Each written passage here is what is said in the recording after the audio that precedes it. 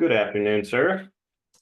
Good Thank you very afternoon much to you. for joining us today on the Meat Wagon Podcast, episode number 2. With us today, we have the illustrious Kevin Joles. And just pretend that the audience doesn't know who you are. Tell us a little bit about yourself. Sure. Kevin Joles, I'm the division chief of Olathe Fire Department here in Olathe, Kansas. It's a new venture for me. I've been in the fire service for 29 years, I guess. Started on the Missouri side, ended up on the Kansas side. The last, I guess we'll go 18 years ago, I started here in Olathe.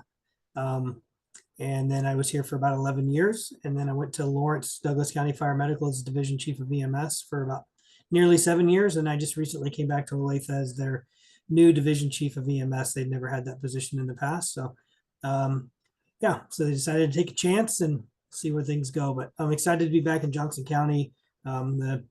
The entire county is pretty progressive and aggressive with EMS in general. And then on the fire side, there are high combat fire departments all throughout, but especially here in Olathe. I'm not super familiar with that area. Is that Johnson County Med Act?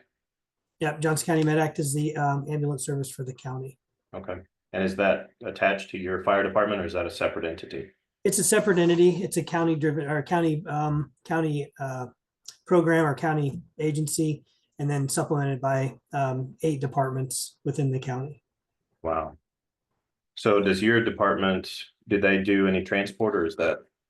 No, Johnson County Med Act is the only agency that does transport or emergency transport in the county. So we're just first responders, but we have ALS fire engines and all of our apparatus.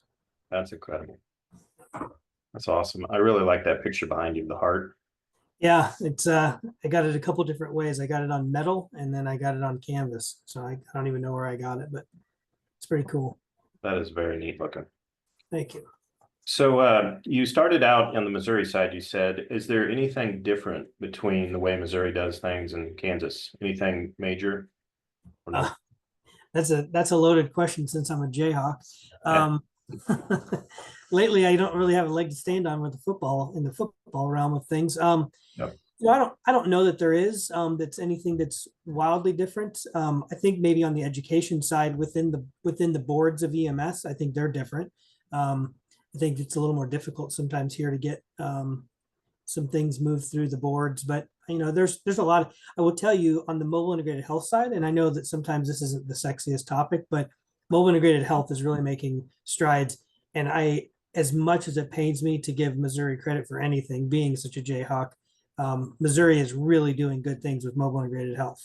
And we've learned a lot. In Lawrence, they had started a program in December with 2 paramedics, mobile integrated health paramedics, and they're going to be finally linking up with a nurse practitioner here in 2025.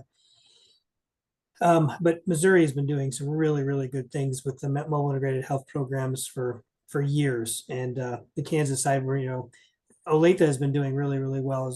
As I think we're in our 10th year of mobile integrated health here with nurse practitioners. We just added a second nurse practitioner and a second medic. So we have two different teams within the MIH program here. But yeah, Missouri, that's one major difference between the states is the MIH programs. Yeah. And you said it's not often a very sexy topic, but it sure is gaining some steam. And I really think that it's the future of EMS. I think that's where it's going to be heading. Yeah, I don't disagree. I think that there's opportunities within the nation on the CMS side of things to be able to get reimbursement for a lot of different things. That doesn't always, right now, as we know, you're only getting paid for things when you take somebody to the hospital. And that's like the general public doesn't know that. They don't think about it. I don't say they don't know. They don't think about it because there's really no reason to think about it unless you get transported. And then even then you don't really think about it. Just kind of what happens here in America. So we're trying to make some strides within the IFC. I'm also the current EMS section chair for the International Association of Fire Chiefs. And there's a lot of conversation going on around that topic right there. Is you should be able to maybe make some revenue back on the time that you spend on scene, regardless whether you're in an ambulance or you're on a fire truck or a mobile integrated health vehicle. Yeah. And I really think it gives us the opportunity as EMS providers to be part of a really integrated healthcare system and move towards more of a proactive approach rather than reactive. Instead of just sitting back at the ambulance station and waiting for somebody to ruin their health and then we respond after the fact, we can actually be part of something that will increase the overall health of the entire community. Yeah, I mean, these programs that some of these folks are coming up with are incredible. Fall reduction, which that doesn't seem like it's too well. That we've had fall reduction programs through hospitals forever, but we're doing that in the field. That's being instigated by somebody on a fire truck or an ambulance saying, "Hey, tap tap tap, mobile integrated health. Why don't you go see these people that have called us 10 times this week, and why are they falling?" It's beyond just like if my mother ever sees this, then she'll be mad at me. But I always like my ma is always she's got rugs on rugs, like those simple things that we can help with those sit down conversations. They don't typically happen at the fire truck level or the first response level because you need to be there for some time to evaluate, do some interviews and a little interrogation to the families that you're intervening with. But there's these opportunities with these programs that mobile integrated health and any first responder agency can have a real high impact on those fall reductions or anything that is repetitive. The high utilizers, why are they calling every day? Do they just need a friend? I mean, there's a lot of connections, there's a lot of resources in everybody's communities that are just go untapped because they don't have the resources to connect them. And so usually fire departments and first responding agencies have become that connecting source. Yeah. Yeah. I always use the example of a diabetic patient, that just the ability to improve their health and reduce the cost to the overall system is huge with just that one group of folks. Right. You think about a diabetic wound and then surgery that follows. They don't take care of the wound. They don't get nutritional help. Nobody's checking their A1C, and they end up getting septic. And then they're back in an ICU for a week, Yeah. So, Yeah. It's that, there's, I'll just take the instances that I have here with mobile integrated health here in Olathe and then obviously within Lawrence it takes away that $1 million fire apparatus and 4 people going down to an SUV and 1 or 2 people having those conversations. Now, that doesn't get that patient to go away. And I don't mean that negatively, but that doesn't get that patient healthy enough to never be contacted. But the resource savings and the fatigue and the burnout that it saves on the greater good at a 24/7, 365 pace, as opposed to a 40-hour pace as mobile integrated health usually work. That's a huge impact on the department. When we started the program in Lawrence, the idea was to reduce call load on the fire department, which in turn gives a good result to the public. And it really has grown legs on its own that, the operations staff on the fire department side really does want to make those referrals to the MIH program. And they really do want to have those. And it does. And turnabout's fair play. If they do the work on the front side and they get a set of vitals every time they go see this person who's fallen, which in the past probably we didn't, if they get a set of vitals and they do a good analysis or an assessment, they can analyze that data. Mobile integrated health can say every time this person's fallen, their blood pressure was 80 over 50. The days that we go see them when they're talking about chest pain or belly pain, their pressure is 150 over 100. We can start to have that idea. Why are they falling? Are they hypotensive? We can start using it. But we haven't used our data appropriately in the past because we haven't been doing very good assessments on people. Because the high utilizers start to take a toll on people's want to care. And we all know that. We know that the care goes down once you've seen somebody 10 times because they've lived the 9 times before that you saw them. Yep. So we are able to look at some data a little bit different. And of course, data scares us because it certainly scares me. It's certainly not my forte, but we have to have that data to be able to provide. Every city council, every county commission, they want that data, but they also want that sexy story that goes along with it. And it may not be the sexiest story, but they've got the data to go with it. And we need that as providers to be able to support what we want to do, to continue to help. And we needed to get paid. We needed to be able to support our families and keep us in jobs and in the ambulances running calls every day for people, as opposed to just having one ambulance and you wait until we get there. Yeah. Yeah, you touched on the billing model that we have currently or have had for the last few decades. Really, it's such an antiquated way of doing things. It comes from the 1970s.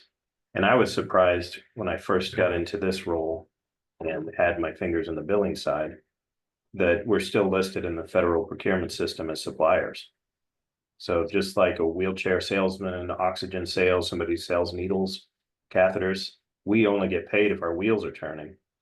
And I think, as you said, a lot of the public is surprised to hear that. And I'm hopeful that the wheels of legislation are slowly turning away from that and we can get listed as providers. And then on top of that, move the industry as a whole into more of a career and more of a specialist and a provider than just a technician. Really Yeah, being part of that. yeah, I agree with that. I do think that things are changing. We had a meeting a couple weeks ago, the IFC and the CMS, and there's a lot of agencies. Um, a lot of agencies are having conversations with CMS lately, and I do see that they care. They just don't understand what we do. And so, as simple as an idea as just having these people do ride-alongs with us, we have 15-year-old kids that are going to high school thinking they want to be firefighters or EMTs or paramedics.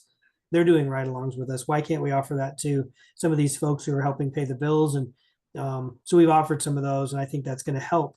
It supports those relationships. You have to have that networking capability and those pipelines, but just those ride-alongs. And I mean, look at the success that we have getting some of our Explorer programs or these ride-alongs to become full-time firefighters or paramedics or EMTs going down the road. It's if it works for them, I think it'll work for CMS and a couple other folks that we need to get on board to be able to change some of this legislation. So Yeah, excited about some of that movement. I agree. You touched on your role at the IAFC. Do you want to expand on that a little bit? Tell everybody what it is and what your role is there. Yeah, so some people confuse the IFC as like being the union for fire chiefs. It's not certainly like that. It is a group of fire chiefs that get together in a formal capacity. It's there's several sections and there's several committees.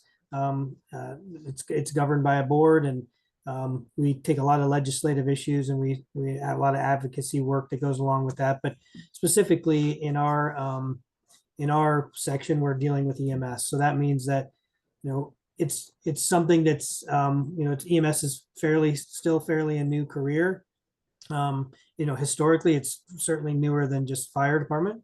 It's typically fire-based EMS is what we support for the most part, but obviously the ambulance services are going to benefit from some of our work as well. We have really good collaboration with a lot of different programs out there and organizations, but we're essentially fire chiefs just putting our minds together and collectively coming up with ways to make it better for our the staff that works for. We all work for the same fire department, but we want the staff that's doing it to be able to have the biggest and the best and provide the best care, and that's our mission with it, at least within the EMS section. Yeah. You talked about your amount of years. It's very impressive. What have you seen change over that period of time that's significant? And what kind of advice could you give to a new person that's coming in that you like lessons learned? Yeah, so my story is I'll get to the question in a second, I guess, but my story is I was going to be a cop, and like nobody's You in. kind of look like a cop. Yeah. Thanks. Yeah, I don't know exactly what that means, but I'll take it as a compliment. That's the best way. Because I don't have a gun. I got it. But You just look put together. There you go. oh, thanks. That's I don't yeah, okay. My brother, my older brother, is a firefighter in Oregon. He's a lieutenant paramedic now.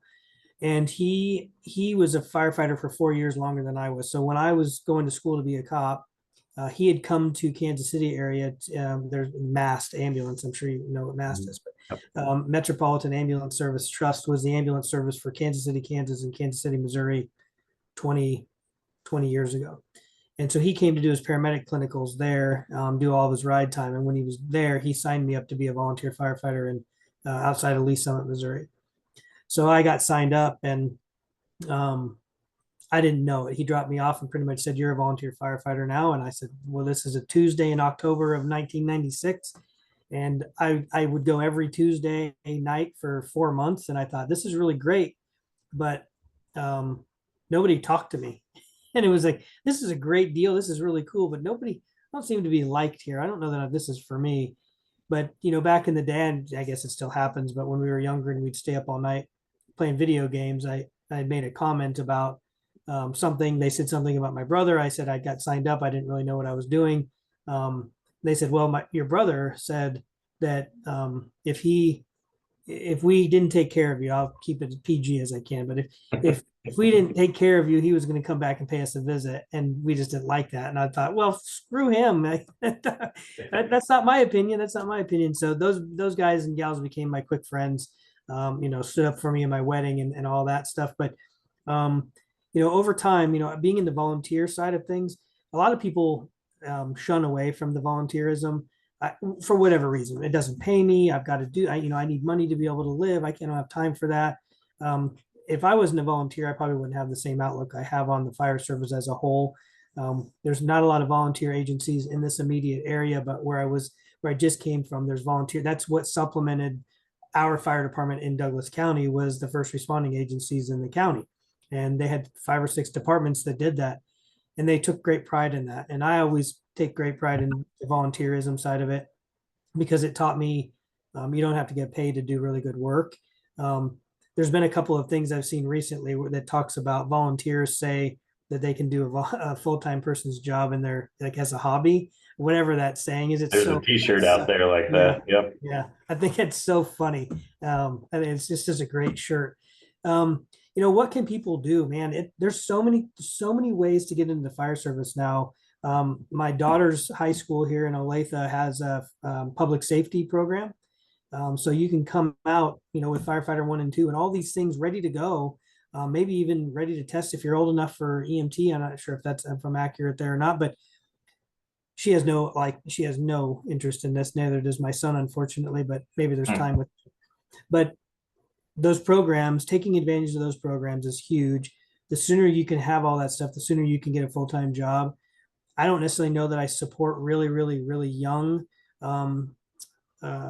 interest in this, only because I'm afraid that it's going to burn them out super early and they're going to be done with their career by 25 as opposed to 55. And I don't necessarily know that my theory is right, but I feel like there's a lot of younger people that are quitting the fire service who I can't imagine doing anything else. And I'm sure there's a lot of people that I work with that would rather me do something else, but I can't imagine leaving this. I just can't. I mean, I'm almost 50 and I don't know what I would do with myself. Sure. But I see a lot of younger people getting out of the fire service altogether to go do something totally different that doesn't even match the adrenaline rushes or the industry in any fashion. So I think you just have to be careful. You have to be mindful of getting into it too early or too young. We did hire a couple people recently in Lawrence that are really young, and they couldn't have given a better interview. The interview skills on these 19-year-old kids was unreal. But then, of course, we hired somebody in their 40s as well that did really good too. So I think my advice is just remember just to respect your elders part. And I know that comes, that's easy for me to say because I'm probably that elder, but it takes a long time for it. I'm back to a new place. It's going to take me a long time to feel comfortable here again, even though I've had been here in the past and I know 50% of the people, but I still have to win over 50 other percent of those people. And it's hard to not lose sight of the fact that you've got to be new for a really long time before you can get comfortable. And that's years of time, not just months. Yeah.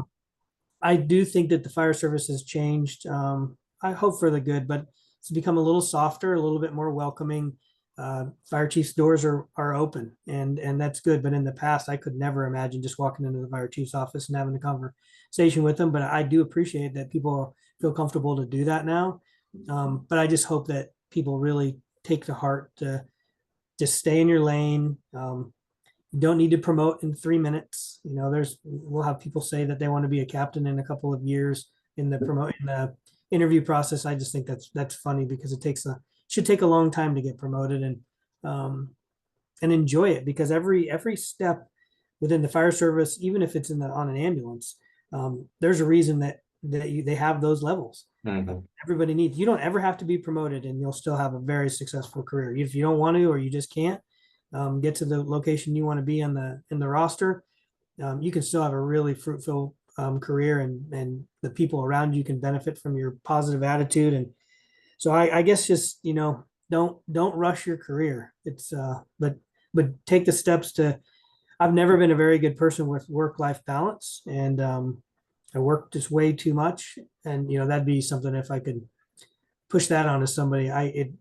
It still rubs me the wrong way when I hear somebody say they want to spend time with their family. I know that sounds terrible. I'm sure my family would hate to hear that, but they're right. They need to spend time with their family because this is, this will be here. We're here a third of our lives, and sometimes more depending on your overtime schedules. So yeah, I guess that's more than one thing on advice, but just, don't rush it because 29 years will go by fast. Hopefully you can last that long.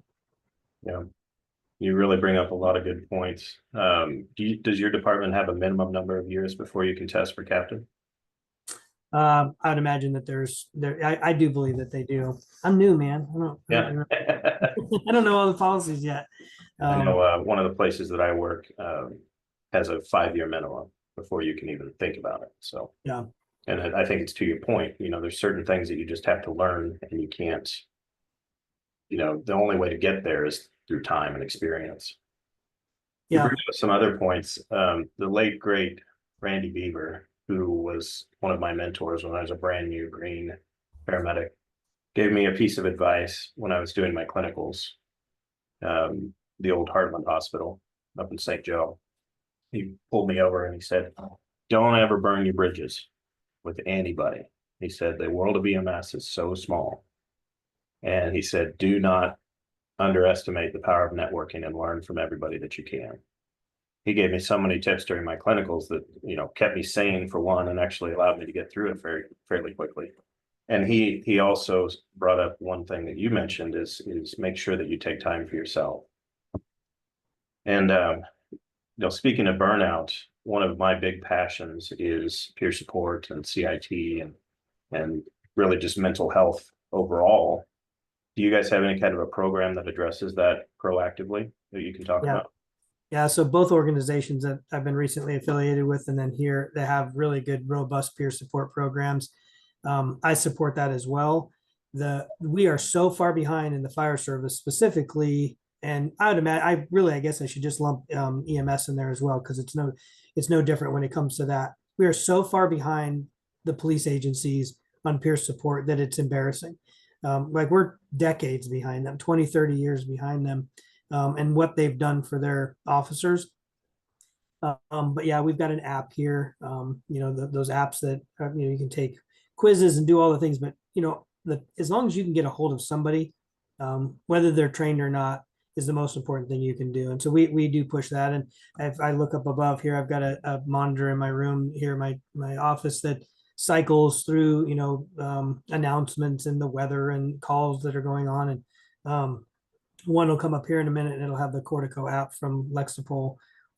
You scan it and you'll be able to download the app. And so I do appreciate that. And Lawrence had the same thing, and they started building their program as well over the last couple of years. And they've got really good people that want to do, good work and spend a lot of time with that. We've got a gal here that was talking to me the other day about how can we get some tips like recipes and stuff up and I saw somewhere that there was an Olathe Fire Department cookbook for wellness. And Yeah. so things I'm not even thinking about that they've already done here, and I'm sure that there's organizations that have been doing that stuff, but that's the stuff I don't, I guess I just miss over time. I've not taken time to look up, I guess, but there's some cool things that happen in that realm going on with that stuff.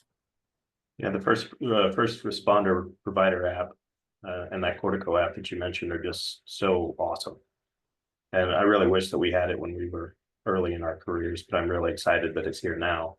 And as we get more and more involved in peer support and CIT, it's just amazing to watch it work. And I think that if folks are proactive about it, then they can have long, happy careers without being the crusty old guy that nobody wants to work with, just hates life. Right. Some of those people, I don't know that there's an app that can help those folks, but Yeah.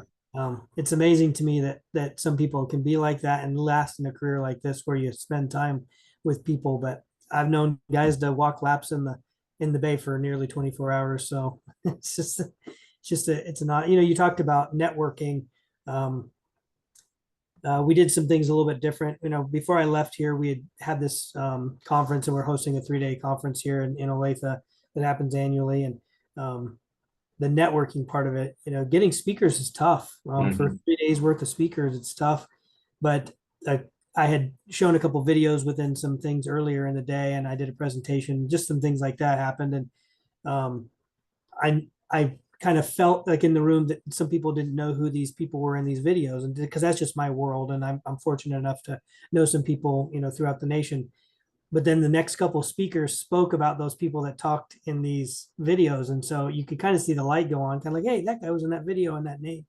And so the networking part is very important. And I guess that's, just your question about, what some advice is if your department isn't able or won't support you to go somewhere else outside of your own state, um, save the money and do it, because a trip somewhere else, to a conference, like I go to NAEMSP, which is a medical directors conference. It's between a couple of really good places, Austin and Florida and San Diego, which is maybe one of the reasons I like to go to that conference. But Mhm. the people that you'll meet and the things that you'll hear, it'll blow your mind. We had a conversation about Narcan and cardiac arrest today from Dr. Jeff Jarvis in the Fort Worth area. Like, if you want to talk about something that makes me, I listened to I asked Jarvis to send me his the audio so I could listen to it while I was mowing a couple months ago, or about a month or so ago, and I'm mowing and I'm pissed off, so mad about this even being a possibility about giving Narcan and cardiac arrest, because I've been so against it for so long. And Yeah. then our medical director did a little stint on it yesterday, and then showed a little bit of a video of it today, and it still makes me mad. And if they're right, they're right. And as he says in the video, we'll eat crow and we'll put Tabasco sauce on it just to be able to swallow it. But Yep. it's those things that you'll never know if you don't get outside of your little bubble. And even if it's your state EMS conference, right? Like, we know that the Missouri State EMS conference was on the east side of the state for however long, and it got brought to the west side of the state this last year. And it probably had a different flavor because there were different people there traveling or not being able to travel or attend, or maybe they were mad that it got moved. I don't know. But Yep. that you have to go to that stuff. You have to. If you don't, you're just going to be, you're going to think and you're going to realize is you don't have a clue. And then when somebody new comes in who has a different idea, you're going to hate them for it, because you're going Yep. to be, you're an idiot. You don't know what you're talking about, and really they do, because it happens to me all the time. I get mad at people, and it's really just embarrassment because they're smarter than me. It's Yeah. jealousy. So. Yeah.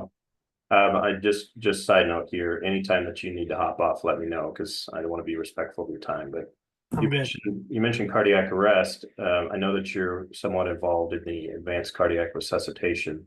Can you talk a little bit about that, what your role is, and how you have seen it either anecdotally or empirically at the agencies where you've seen it implemented?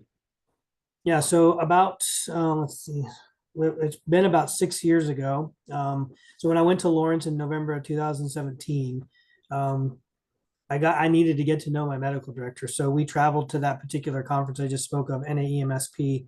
And while we were out there, we met one of the vendors, and it was Zoll. And when we met with the vendors, they were talking about, we just had said together, the medical director and I had agreed that one of the major topics that we wanted to get better at in Lawrence Douglas County was our cardiac arrest survivability. And I'm very competitive by nature. So leaving Johnson County, I just wanted to be better than Johnson County. That was my goal. I didn't really Yeah. have this grandiose idea of doing the whole nation better. But so we agreed that and so we met with some Zoll folks, and then they introduced us to the folks from Rialto, California, who were doing some things differently. And the last published GEMS magazine of December of 2017, they're on the cover. They actually had talked about this, and I read it on the plane, but I didn't think anything of it. I read a little bit and turned the page and read a little bit, didn't think much of it. But then coincidentally, so we got introduced to them. They were really busy that week. I think they were going to another conference, so we didn't get to mess with them much. But for 2 months straight, that conference is like January, so February, by the end of March of 2018, we had the Rialto folks out in Lawrence Douglas County to do training. And it was training that we weren't sure what we were going to do. We just wanted to get the training. So we did it. We had mandatory overtime, 8 hours each day. We had to come to one or the other. I had guys tell me they were going to get a vasectomy, so they didn't have to come. I saw the paperwork. He actually got a vasectomy. I had a guy tell me he was going to move. I knew that one was bull. But so we had 175 people there over 2 days, and um, the training really started to change people's minds. And by the end of the week, we had people doing things that they hadn't typically done. Now they were breaking protocol. We had told them to pump the brakes until we were able to train everybody. But by the end of the 2 days of training, we realized it was the right way to go. And there were some things that were, wildly different that were tough to talk some of our people into. But over those 2 days of training, we did the first 4 hours were the science of it. And then the second part of the day was putting it all together and making people realize this could be done. But some of the things that they were doing there is delaying epi, and not giving it right away, hoping that we can get a pulse back early on with really good high quality CPR using the impedance threshold device, waiting to shock off the end tidal being over 20. That group of things, that bundle of care, making a change. And when I had gotten to Lawrence, I had run some numbers, and the ROSC percentage that we had was pretty impressive as far as ROSC goes, was 36% for a combined 3 years. So 2014, 15, and 16. They were doing fine. They were doing great.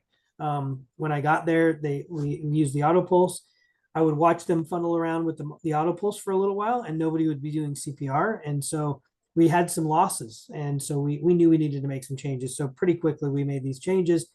And these changes, it happened to be involving getting on the chest right away. And well, everybody does that. Well, we didn't 6 years ago. Yeah, that's kind of the way. There's been a real good push about high quality CPR and the ways that you can do that and be measured and be able to actually physically see that on the monitor, on some monitors.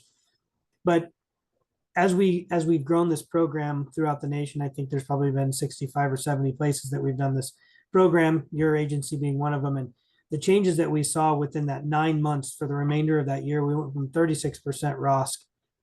Now it was an average of 3 years, but we went from 36% ROSC to 62%. And then we had a 4% survivability average over those 3 years, and we went to 18.75. Wow. We were at 19%. Yeah. And that trend really it stayed that way pretty much the remainder of the time that we've been doing it. So there's been some changes. We did heads up CPR for a long time.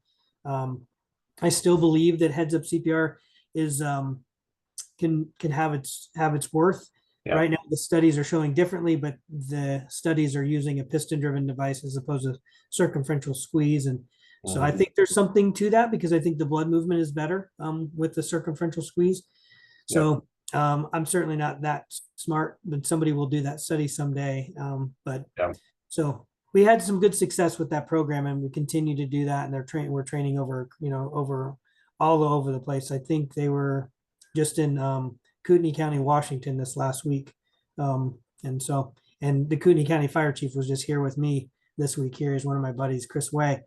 And so just having those experiences to be able to share how they're doing out there, because we did that presentation in February of 22 in Washington. And now they're back there again, learning their new people. So a lot of opportunities across the country to do good stuff, specifically with that program. Yeah, I'm really excited about it. Where can people go to learn more about it? Is there a website? Yep, acrmoonshot.com. And the moonshot is essentially, we want to have one agency. I would love for it to be here, of course, or maybe even I'd love for it to be in Lawrence too. Yeah. Love it for it to be your agency, but we want one agency by 2030 to have survivability of 50%. So 50.1% survivability.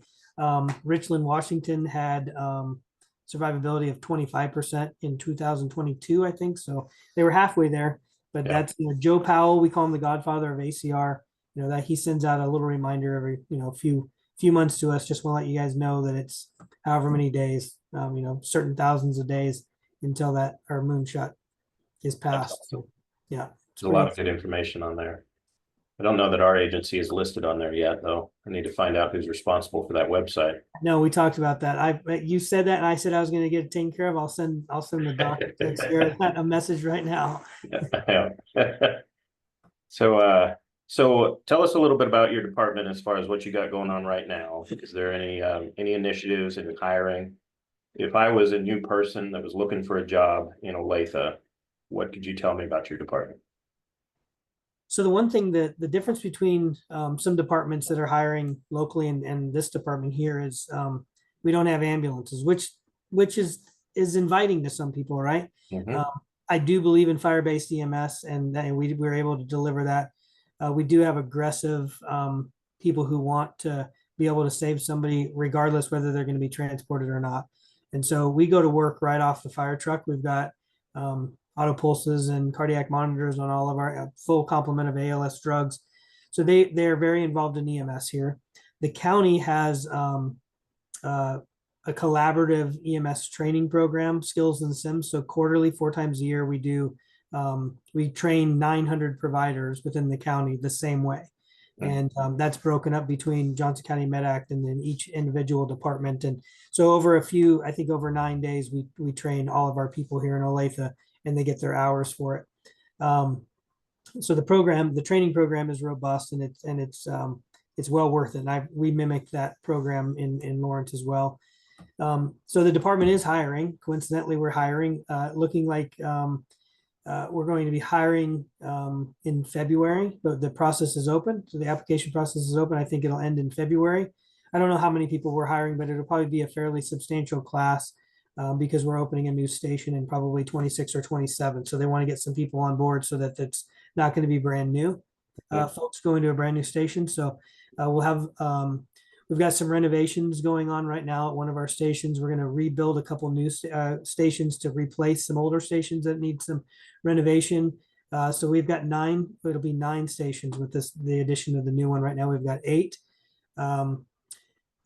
We've got 2 trucks, 2 quints. The rest are engines. We've got squads as well. We've got a 24-hour squad and then 2 40-hour squads. We got a lot of people at fire admin, which is nice because it's good to have have the help to be able to get some of your projects done and see it all the way through. It's an organization that I obviously came back to, so I'm in love with the organization. The people are great. Of course, I know 50% of them, and the other 50% I know from maybe sightings or maybe I went to their graduation. So it's a really welcome. I call it hugs and handshakes group because that's all you get with these folks. There's a bunch of hugs and handshakes, and it's refreshing. It's a great department. They have a really deep tradition of the fire service. A lot of logos and branding, and they're very proud. A lot of foundry training, both fire and EMS within the training division. We've got some of the best people in training that I would put them really high up on the list of trainers within the country. So it's a great organization. I welcome anybody to reach out to me anytime to have a longer conversation about it because we'd love to have a conversation with you. It sounds like a really great culture. It is. It's a great. So where could somebody go to apply for those open positions? You can go to OlatheKS/fire. Okay. OlatheKS.org/fire. Yeah, I believe. Maybe I better check that because maybe I'm going off of memory, but I'll check it while we're chatting here, but I think I'm right. Are there any pre-qualifications that somebody has to have, or you have to have your medical certification. And to be quite honest, I don't recall if they took the firefighter 1 and 2 away, but there is a page on there that talks about hiring specifically, and I'm trying to look for it really quick. And so it'll give you all that you would need to know on that. I can't remember. Nice. Well, that's awesome, Kevin, and I really appreciate you spending time with me today and talking, and I look forward to seeing you in person, and I wish you the best. And as always, if you need anything, please reach out and tell your family hi and all of your people there. You do the same, man. Good to see you, and I'm sure I'll see you sooner than later, I hope. Thanks. Appreciate you doing this. All right, take care. You too, man. Thanks.